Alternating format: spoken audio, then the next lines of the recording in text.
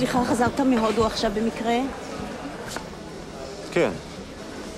אולי במקרה ראית את הבן שלי, שימי דנון, הוא נעלם לפני 3 חודשים. גברת, אני באותו עשיתי 2 דברים.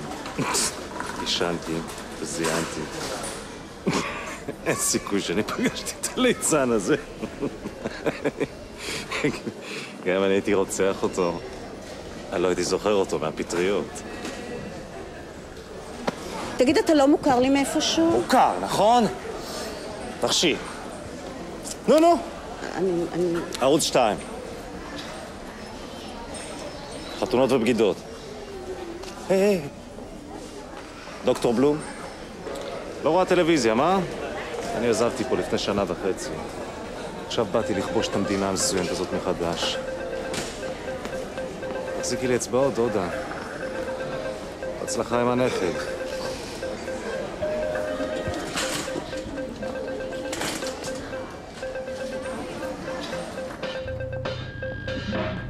אני התגלגלתי להם מהמיטה, אני חושב שכמה שאתה מצליחה להתחיל להוציא את הכניסה החוצה, להריח את הקפה, לתת למכונית להשתעל קצת.